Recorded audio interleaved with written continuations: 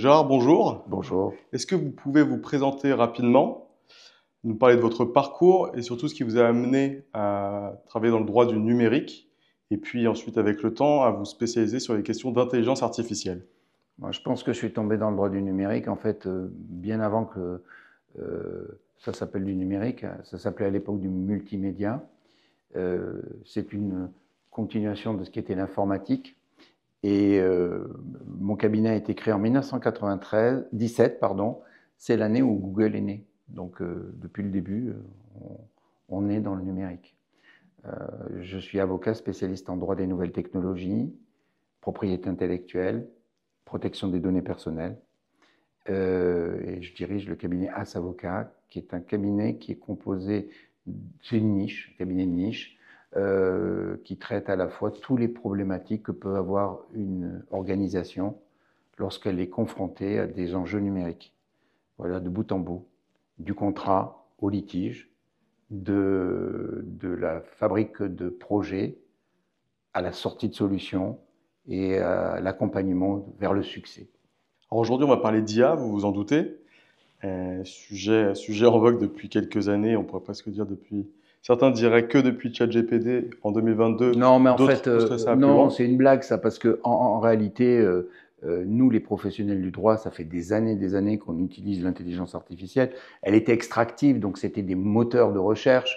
On avait de tout en tant que professionnel, si vous voulez, ça fait maintenant des années que le livre a été remplacé par si vous voulez, des plateformes juridiques qui nous permettaient d'avoir accès à des recherches. Ce qui est nouveau et vraiment intéressant, c'est qu'il fallait aller à la pêche à l'information dans les recherches, et aujourd'hui on a des réponses qui sont données.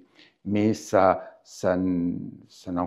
il n'empêche qu'on doit toujours vérifier, contrôler, et surtout c'est le fait d'être à jour des informations que l'on va maintenant recueillir. Alors, si on se place un peu du point de vue des dirigeants d'entreprise, quelle place est-ce qu'elle occupe l'intelligence artificielle? Ben, je pense que si un dirigeant d'entreprise aujourd'hui n'a pas laissé la place à l'IA, son entreprise a peu de chances de perdurer. J'étais encore hier soir avec des personnes qui me disaient qu'ils sont en train de monter des plateformes pour les artisans, pour leur permettre d'utiliser l'IA, notamment avec les devis qui sont un peu complexes. Donc tous les métiers sont concernés par l'IA. Il faut le faire. Donc là, le message qu'il faut dire, c'est qu'est-ce que vous attendez pour vous lancer, si vous ne l'avez pas encore fait. Et si vous l'avez fait, qu'est-ce que vous attendez pour développer encore ces applications, sensibiliser vos personnels et l'utiliser de telle manière à voir qu'est-ce que vous pouvez en tirer en termes de performance, de productivité, de rentabilité. Alors justement, vous dites, il faut le faire, c'est-à-dire il faut utiliser l'IA. Mais dans quel cadre est-ce qu'on le fait? Je m'explique. Évidemment, il y a l'IA Act, qui est un règlement européen, qui est sorti en 2024. Est-ce que vous pouvez nous en parler en quelques mots? Qu'est-ce qu'il faut retenir de ce règlement? Non, mais ça c'est bien, ça c'est vraiment bien, si vous voulez. Le régulateur européen a mis les mains dans le cambouis et a dit qu'on ne pouvait pas faire n'importe quoi avec l'IA. Donc ça c'est bien. C'est bien de mettre un peu des garde-fous. Parce que, bon, il faut dire que, comme dans toute technologie, il y a de l'ombre et il y a de la lumière. Donc, il ne faut pas non plus être, j'allais dire, d'un optimisme béat, que ça ne sert à rien. Ce qu'il faut, c'est mettre en place une réglementation qui permet d'indiquer à ceux qui vont l'utiliser, les déployeurs, les fabricants, qu'il y a des zones que l'on ne touche pas et des zones où il faut aller. Et donc, c'est un petit peu la démarche qu'a fait le régulateur européen.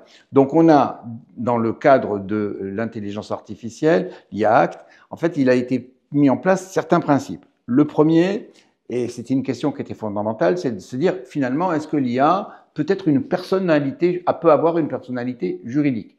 Dès 2017, ça a été écarté en disant, ben non, l'IA, c'est un produit. Donc, à partir du moment où on était sur un produit, ce produit, il peut être défectueux, il peut avoir des problèmes, il présente des risques. Et donc, il y a eu une hiérarchie qui a été mise en place avec ce qui était inacceptable, ce qui était acceptable, ce qui impliquait une information ou qui présentait pas de risque là-dessus. Et donc, on a une approche par le risque. il y a des obligations, c'est-à-dire que toute personne qui déploie de l'intelligence artificielle doit mettre en place une maîtrise de ces systèmes et former son personnel. Et ensuite, il y a toute une série de contrôles, de certifications selon le cas qui est mis en place. Mais bon, c'est quelque chose qui est important, qui demande à mettre en place des précautions, mais qui en aucun cas ne freine l'innovation, contrairement à ce qu'on entend par des gens qui sont des détracteurs. On est sûr de ça, qu'on ne freine pas l'innovation, parce que si on me dit que je dois faire attention dès le début à la solution que je vais développer, Ouais. parce qu'il y a Act et que je suis en Europe, Ouais. bon, ça peut pas me décourager un petit peu? Ah ben écoutez, si ça vous décourage, c'est que vous ne méritez pas qu'on vous fasse confiance. Et en fait, ce qui est intéressant, c'est que toutes ces réglementations sont mises en place pour donner la confiance. Et il faut être digne de confiance. Et la confiance, c'est la règle d'or dans le domaine numérique. Donc c'est pas un problème, c'est plutôt un avantage pour ceux qui répondent à toutes ces obstacles, ces contraintes, mais c'est vraiment la qualité. On est avec quelque chose qui donne une certaine sécurité. Et j'allais vous dire une chose, c'est que demain, l'IA qui sera véritablement la plus performante, c'est celle qui sera robuste. Et donc, nos exigences vont être de plus en plus importantes parce que nous allons être de plus en plus nombreux à l'utiliser et que nous devons, au-delà de la confiance, obtenir des garanties. Donc, je ne vois pas là-dessus un problème, j'y vois plutôt un avantage. Alors, je fais un petit parallèle avec le RGPD. Est-ce que vous diriez aussi parce qu'on a plus de recul que sur l'IA Act, est-ce que vous pourriez dire aussi qu'il n'a pas freiné l'innovation? Mais c'est une blague. Ça aussi, c'est amusant mais non, au contraire, on voit aujourd'hui que tous ceux qui respectent le RGPD, eh bien, sont des acteurs de la vie économique, j'allais dire, de confiance. On se rend compte que toutes les plateformes qui nous vantaient de la gratuité le faisaient au détriment de collecte déloyale de nos données. Donc non, on voit avec le recul que toutes les entreprises. Alors c'est vrai que c'est lourd. C'est lourd parce que ça implique des mesures techniques et organisationnelles qui sont importantes, mais on voit aussi que derrière ça, au-delà, d'abord, on protège la vie privée, deux, on protège les libertés, et trois, on met en place des garanties de sécurité qui font que, écoutez, c'est quand même un point, j'allais dire, fort, et en même temps, on est copié. L'Europe est copiée sur tous les autres continents, parce que, c'est des vraies mesures. Donc, c'est un frein de l'innovation quand on la voit d'une manière sauvage. Vous voyez, voilà, donc qui peut tout se permettre et qui a tous les droits, qui crée ses propres règles et qui n'en a rien à faire des autres. Donc, non, moi je trouve qu'on sait bien que l'on ait ces garde-fous qui sont pour nous des éléments de sécurité et demain de notre liberté. Parce que si vous voulez la dictature des algorithmes, il faudra demain s'en méfier. C'est quoi la dictature des algorithmes? C'est-à-dire qu'en fait, aujourd'hui, on confie beaucoup de pouvoir, on donne beaucoup de pouvoir, ce qui devait être des aides à la décision va devenir de plus en plus des moyens si vous voulez, de prise de décision. Nous sommes tous paresseux, donc si on nous facilite le travail, on ne va pas aller chercher plus loin. Et donc, on va rentrer dans cette dictature des algorithmes, qui est une dictature qui est opaque. En plus. Donc, si vous voulez, il faut mettre des points sur lesquels on va pouvoir se repérer et on va pouvoir jouer, si vous voulez, ces besoins de transparence qui sont demandés pour savoir ce qu'on fait de nos données. Parce que si vous remarquez bien, les données, on nous les collecte gratuitement et on nous les restitue, même quand c'est payant, jamais. Donc, il y a un vrai souci là-dessus. Et si c'est une richesse, peut-être qu'un jour, il faudra avoir un dividende du succès. Donc ça c'est des vrais enjeux. Donc, et il faut y penser. Il faut y penser d'ores et déjà. Alors on va parler un peu de propriété intellectuelle et d'intelligence artificielle. C'est des grands sujets aujourd'hui. Comment est-ce que je protège des créations qui sont réalisées via l'intelligence artificielle? Est-ce que je peux les protéger? Et si oui, comment? Bon, c'est un vaste débat parce que un outil n'est pas un auteur. Un auteur ne peut être qu'une personne physique et une IA n'est pas une personne physique. Donc, si vous voulez, toute la protection qui était mise derrière, en tout cas dans l'état actuel de nos connaissances et du droit, Seul un auteur peut être protégé, si vous voulez, il faut une personne physique pour créer une œuvre qui est originale. Comme l'IA n'a pas d'intention, n'est pas une personne aujourd'hui, n'est pas une personne ni physique ni juridique, ce qu'elle crée, même si c'est intéressant, même si c'est une nouvelle manière de créer, c'est pas protégeable par le droit d'auteur.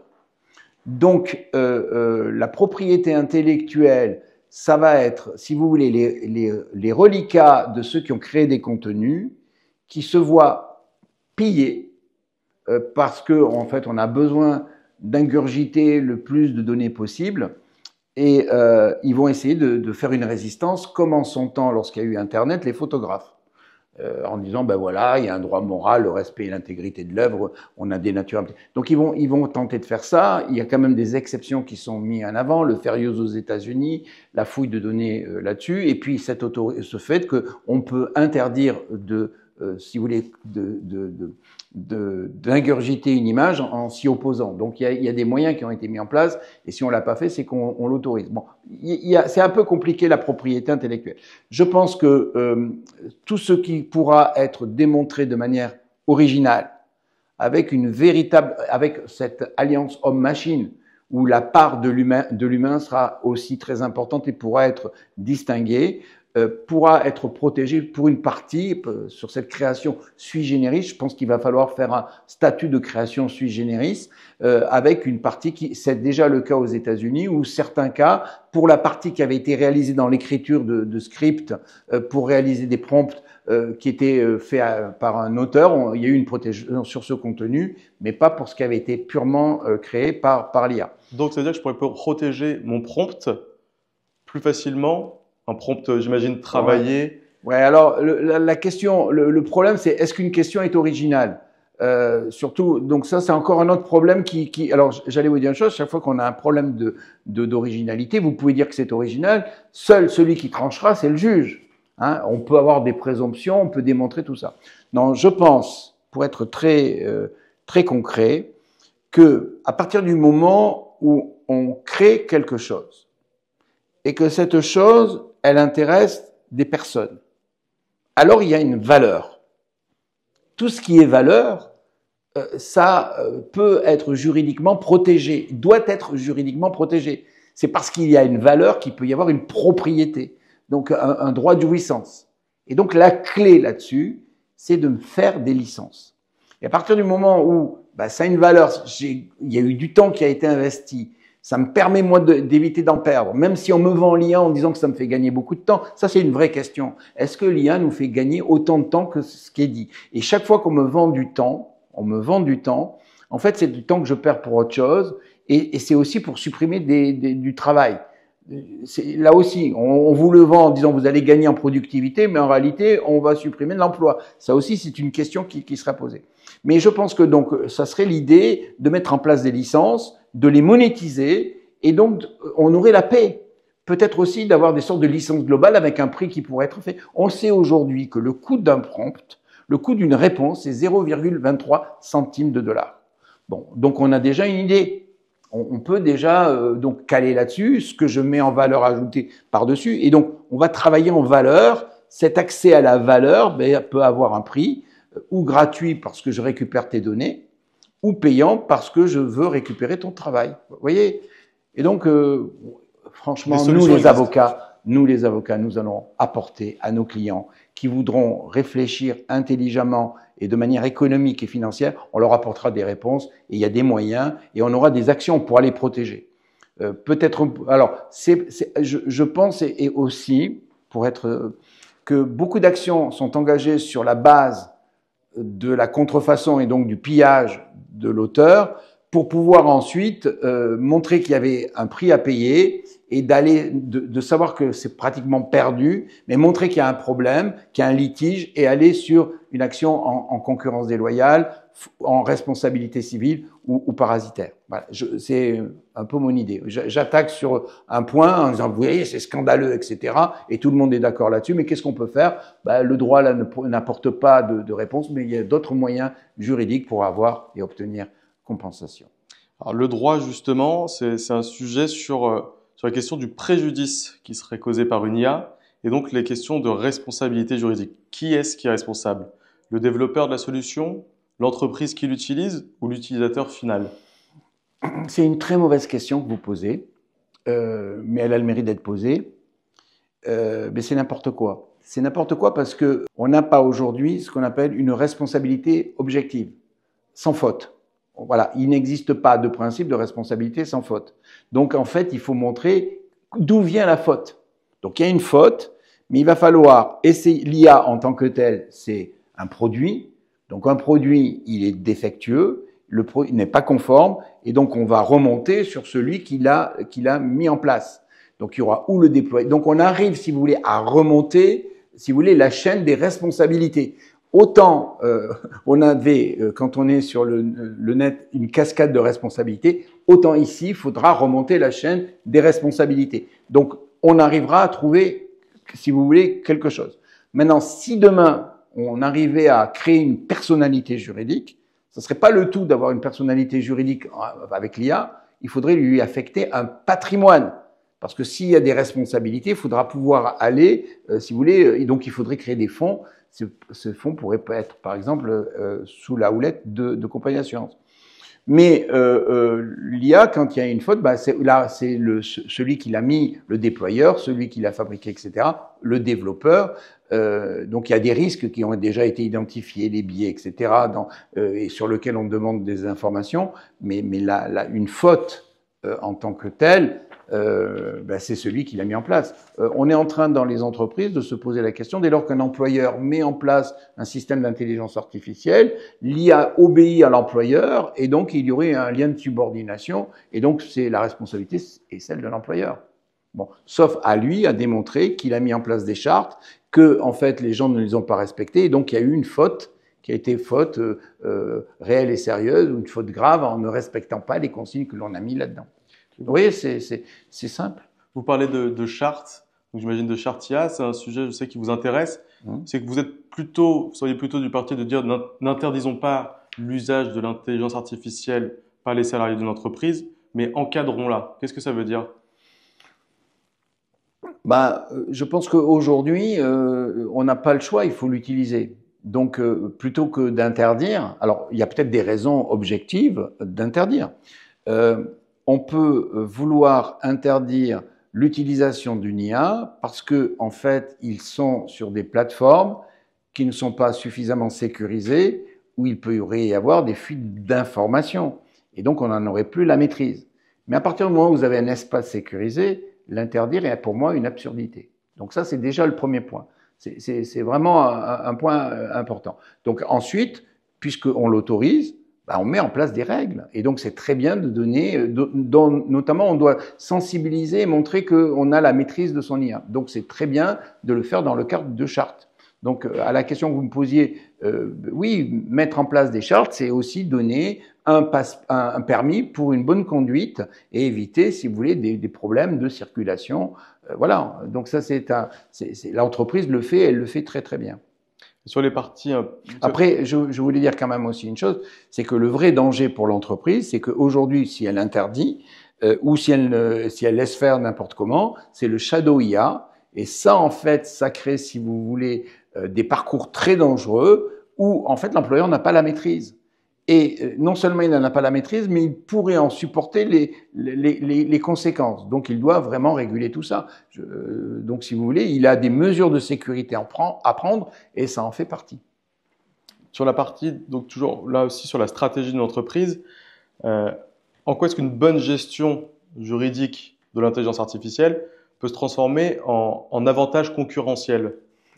Parce que une bonne gestion juridique, ça vous met en place, si vous voulez, vous avez neutralisé les risques, vous êtes quelqu'un qui est digne de confiance et vous êtes un concurrent respectable. Donc en fait, si vous voulez, on va vers ce qui est bon et on ne cherche pas ce qui est mauvais. Même si certains disent que s'il n'y avait pas des méchants, il y aurait des voyous, il n'y aurait pas de bons voyous, il n'y aurait pas de bons avocats.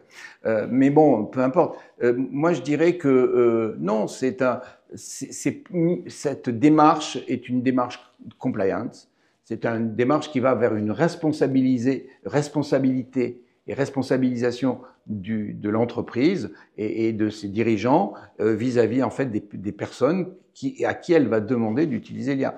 Le vrai enjeu, c'est d'arriver à encourager positivement ses collaborateurs à utiliser l'IA.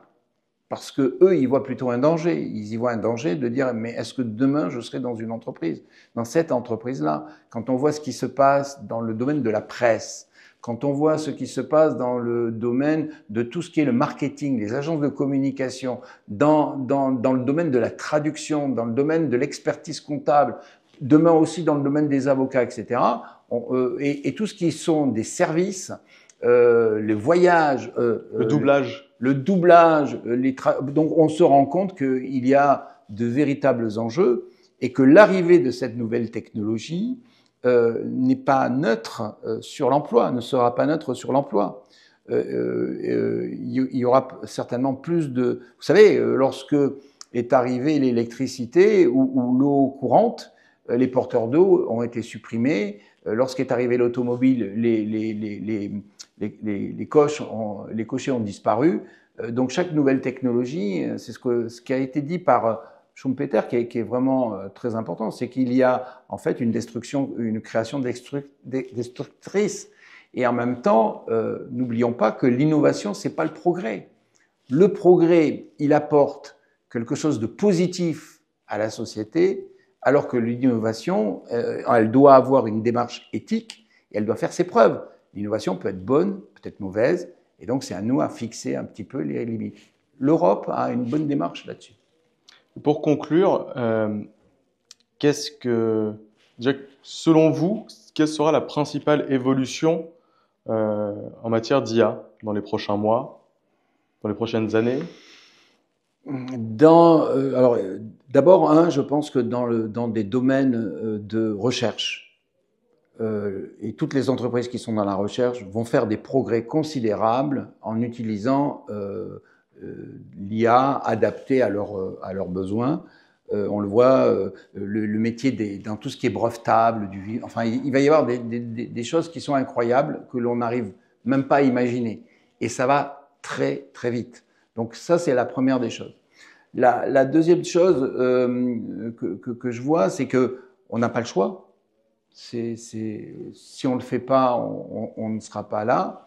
Mais moi, je pense que le vrai enjeu, c'est de trouver une réponse à si je gagne du temps dans tous les métiers où le temps et la valeur sont associés, comment on va pouvoir permettre à ses clients d'en bénéficier. Et ça, vous voyez, c'est un vrai challenge. Et par exemple, chez As Avocat, on se pose la question de dire, si on utilise l'IA, comment nos clients, au-delà d'une recherche, au-delà d'un gain de temps dans la recherche juridique, comment nos clients peuvent en bénéficier. Et on essaye, et donc ça sera peut-être l'occasion ensemble de le voir, mais c'est ça la vraie question. La vraie question, c'est à partir du moment où je mets moins de temps pour valoriser en fait une réponse, comment mon client va en bénéficier sans que moi, je détruise aussi mon outil de travail. Donc, et ma production, j'allais dire, à un moment donné, j'ai mon compagnon, super assistant, etc. Mais il n'y a qu'un point sur lequel l'IA ne peut pas être en compétition, c'est notre intuition, notre expérience, notre savoir-être, faire et vivre, que l'IA n'a pas, puisque c'est simplement une suite statistique et de probabilités avec une chaîne de raisonnement mathématique, mais qui s'est nourrie sur des informations du passé.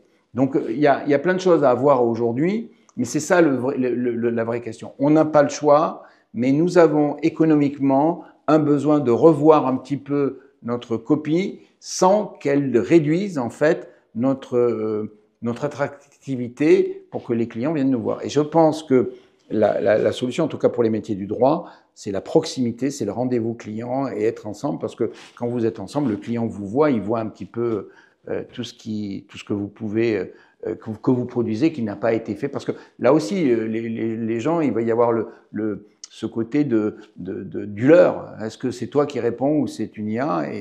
Et donc nous avons aussi, dans le cadre de nos activités, un devoir de probité qui fait que l'avocat qui utilise de l'IA doit l'indiquer à son client. Nous n'avons pas le choix. Enfin, dernière petite question, si vous aviez un seul conseil stratégique à donner aux dirigeants concernant leur gestion juridique, notamment de l'IA, ce serait quoi? Qu'est-ce que vous attendez, quoi? C'est bon, arrêtez de tergiverser, arrêtez tous ceux qui sont, j'allais dire, les empêcheurs d'avancer, dites-leur au revoir et puis il faut maintenant, vous prenez les précautions. L'entreprise, c'est aussi, j'allais dire, une gestion du risque. Le risque doit se neutraliser. Mais l'IA, c'est pas plus de risque que ça. Enfin, le risque, il serait sur plutôt si vous avez mal protégé l'ensemble de vos informations. Donc ça, il faut remonter plus loin. Merci Gérard. Merci à vous.